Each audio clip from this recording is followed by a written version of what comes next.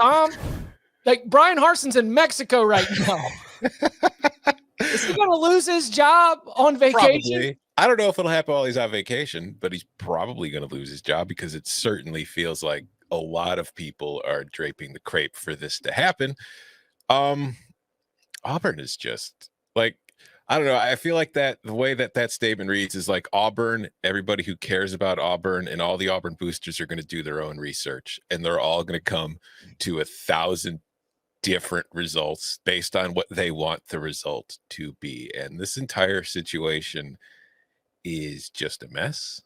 And it's,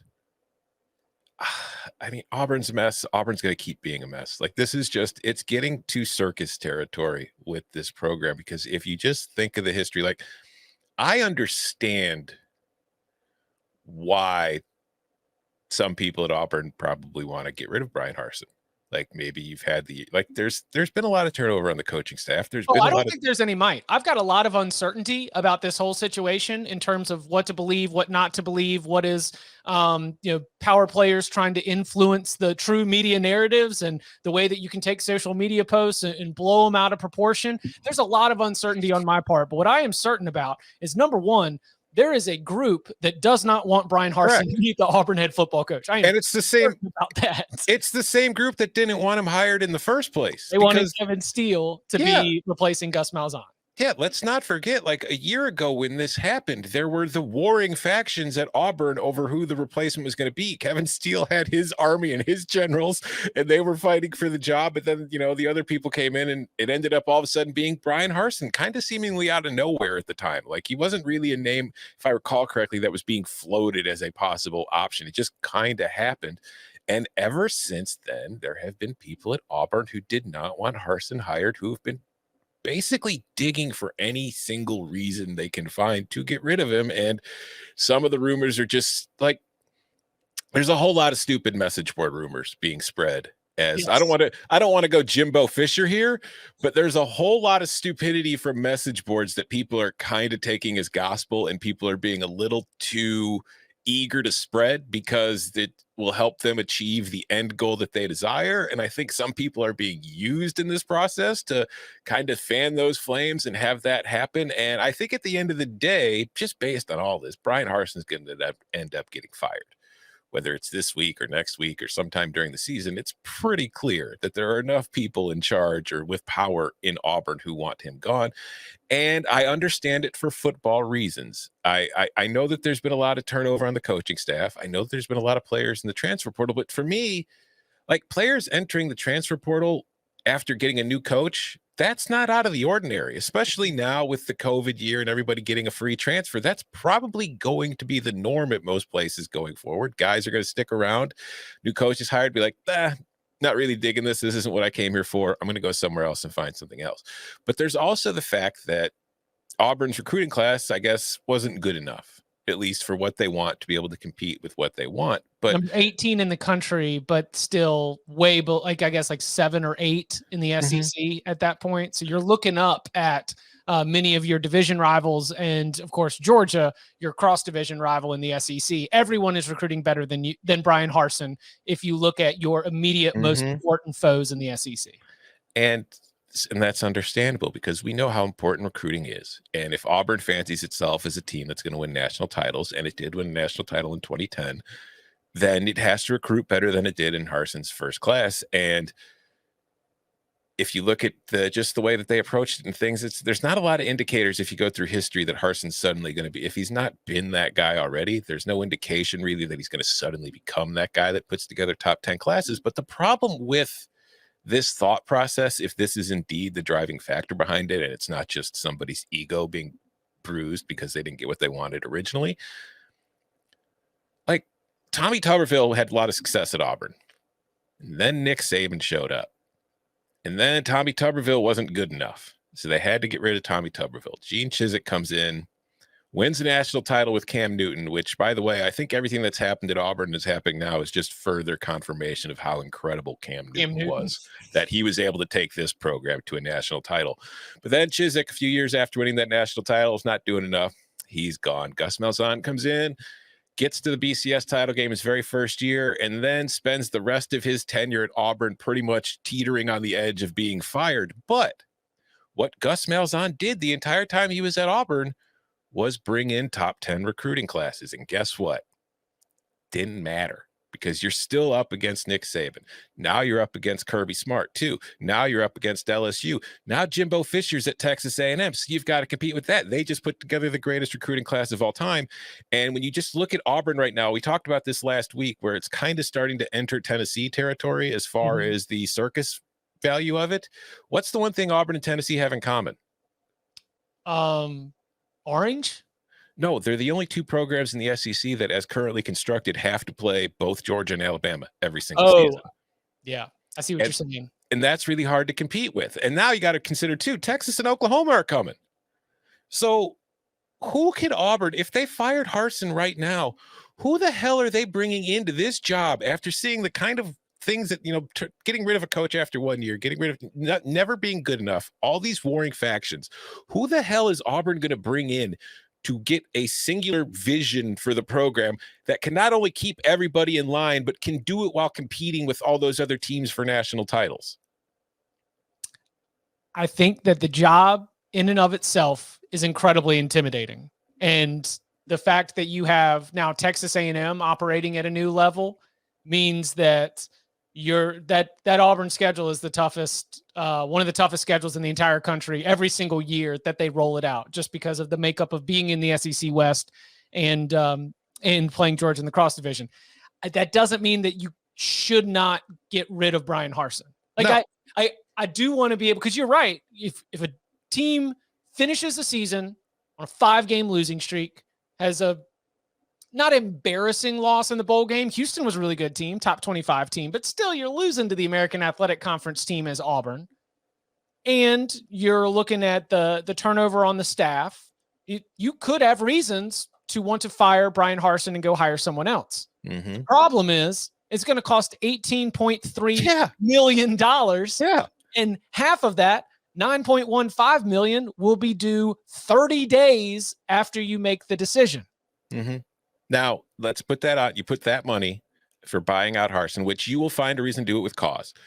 But you just paid Gus all that money to go away. Now you're going to have to pay Harsin all this money to go away. And then you're going to have to pay the lawyers a whole bunch of money to get them to argue and convince a judge that, no, there was a real reason for this. It wasn't just we feel dumb and we made a mistake and we're trying to cover it over. And we have seen with like Kansas and UConn, who have gone down that road in the past, that doesn't really work well for most of the schools when they try this. They just end up paying a whole lot of money to not really save anything. So now you've thrown all that money into a fire. You've burned it. And now you have to find more money to bring in a coach of the caliber that you want, who will then bring in a staff of the caliber that you want, who will then have the recruiting staff or, whatever the plan, blueprint, foundation that you want. None of this stuff is free. And you've just wasted $40 million in the last 13 months. So I don't know. And like I see the chat, like people are saying, they could bring in Hugh Freeze. Okay, that's a name, right? We know Hugh Freeze. Hugh Freeze was at Ole Miss, recruited well. How many division titles did he win? He came a crazy play away from Ole Miss, like a 4th and 25 conversion. Were Hugh Freeze's results at Ole Miss any different than what Auburn's been doing? Like Auburn, you could say, has had better seasons. Like Auburn won a national title at least. Hugh Freeze was never playing in the playoff. Hugh Freeze never won the SEC. Auburn was getting there. Auburn beat Alabama. Ole Miss under Hugh Freeze beat Alabama a couple times. But my point is that there is no coach outside of like Urban Meyer who I can think of that you can bring in who would realistically come into this situation that is going to help you achieve the goal that you want. So you might as well just let Harsin sit there for another year and then fire him and save yourself some money. So that brings up a very interesting point, because one of the things that I've picked up from trying to dig in on this is that recruiting in the state of Alabama, the 2023 class is very good. And we've seen how being able, for example, we reference it often, the Steve Spurrier, South Carolina, the best teams that Steve Spurrier had at South Carolina, of which Shane Beamer, helped set up the recruiting apparatus there, a big part of why so many love him around Columbia. But the talent in the state of South Carolina whether it was Clowney, I think Gilmore might have been from South Carolina as well, but it was a unique peak of talent in the state of South Carolina. And when you are located there, that might be an opportunity for you to take advantage. And with some of these recruiting struggles from this past signing period, and with some of the ways that, and look, there are so many, one SEC coach said, one source said, everyone's talking. The lid is off on everybody bad mouthing Bryan Harsin right now while he's sitting there trying to enjoy his pina coladas in Mexico and take some time off. But this upcoming class, the 2023 class in the state of Alabama, is supposed to be really good. And there is a little bit of a fear that Bryan Harsin, based on the early returns, is going to miss out on an opportunity to bring in the kind of in-state talent that can really help change your teams and your program's outcomes. Mm-hmm. But who's the coach that won't do that? Like, who's the coach that's coming in and is going to beat Alabama to those players, is going to beat LSU to those players, A&M, Georgia, all those programs? Who is the coach that's beating those guys right now? What prospect is looking at Auburn right now and saying, oh yeah, that's definitely the place I want to be? Like, are the coordinators leaving because they don't like working with Bryan Harsin, or are they leaving because they see everybody in the building is trying to fire their boss and therefore they're going to be looking for a job themselves soon? Let's be honest here. I think that they can go and Bryan Harsin can be the head coach in 2022, but I am thinking that that right now this does. I don't know. What do you think? What's your guess right now? Not what should happen, but because Harsin's gone. I mean, there's too much. I don't know if it'll be today. I don't know if it'll be tomorrow. Like I said, I don't know if it'll be this week. But the clock is ticking. Like, once this stuff starts, there's really no going back. The only way Harsin can save his job is if they let him start the season and Auburn makes like a title run. That's it. But I don't think that's going to happen. So, and the problem is, like, that's what has, because I said I've only got a couple certainties. One is that there's a group of people that do not want Bryan Harsin as their head coach, and the other certainty is that many of those people have tried every avenue to make Bryan Harsin not the head coach. Like, let's point to the social media posts. Let's point to what the players are saying. Let's point to these other photos that are circulating around on message boards. Let's point to the way that he talks to players. It's almost like you're just grasping, and whatever sticks, they're going to say, yeah, that's the reason. But you make a good point about Kansas and UConn, because fire for cause is going to be very, very difficult based on the immediate legal precedent that we have here. And I don't think that Bryan Harsin's going to be like, oh, you guys don't like me, I'll take 12 instead of the full 18. Like, if I'm Bryan Harsin, I'm like, no, they're trying to fire me on vacation and spreading rumors about me. I'm getting every damn dime I can get. If those powerful people who do not want Bryan Harsin as their head coach and have been activating every lever that they can pull and anything that they can do to make it happen, if they get their way, I mean, it's just going to be expensive. But what's Auburn should consider is, like, they want to find their own Jimbo, right? They want to find somebody who can come in and just from the top down run the program, have a direction, and get everybody in line to do what you got to do to get like that recruiting class, to raise the floor of your program. Jimbo left Florida State for Texas A&M because Florida State was Auburn. He took the Texas A&M job because he knew he could do that there. Whoever Auburn hires, that's the thing, that if Auburn's calling you and offering you the job, keep in mind that there might be a bunch of other people there who, as soon as you are hired, are going to be doing the same thing that the other people hiring you have been doing to Harsin for the last year, just looking for any crack or any reason to get rid of you, which is why I don't think that job is going to be nearly as desirable as a lot of people at Auburn think. Like, I feel like maybe they think they could just pay somebody to come, and it's like, we'll offer them so much money they can't say no. But I don't know that that's really the case. Okay, real quick, what sitting head coach at the FBS level do you think would leave their current job to go take Auburn? At the FBS level or at the Power 5 level?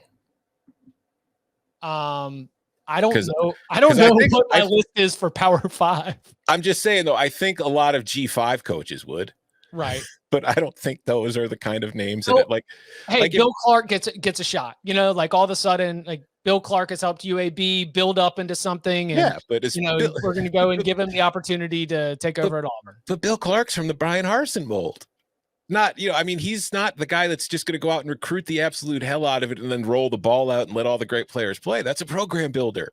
That's what Bryan Harsin is. And so I don't think Bill Clark is the kind of guy that you're looking for. But I mean, if you think of like the top names that we typically mention when it comes to, jobs being open, like if Michigan had come open, Luke Fickell's not taking the Auburn job. Matt Campbell's the opposite of what Auburn would want. Like all those kind of names and those guys at the Power 5 gigs, like would Mel Tucker leave Michigan State for Auburn? God, I don't want to think about that. Maybe, but if you're just paying $40 million to make two coaches go away and Mel Tucker just signed that deal with Michigan State, you can't afford to get him anyway. Like, would James Franklin leave Penn State for Auburn? I doubt it. I don't think so. No. And it's like, I don't know who this great coach is that you think is available that would come running to you. And again, I think Hugh Freeze would. Right. But I don't think Hugh Freeze is going to give you the results that you want. But Hugh Freeze wouldn't be Bryan Harsin, and it sure sounds like the number one desire is not Bryan Harsin as a head coach. Although, considering some of the reasons that they're trying to come up with to fire Harsin, I'm not sure Freeze is the right direction to go. It depends on how they package it. Again, they are just they're doing the like firing bingo board and just hoping that they hit it. Just as many squares as possible, and let's hope that it can happen.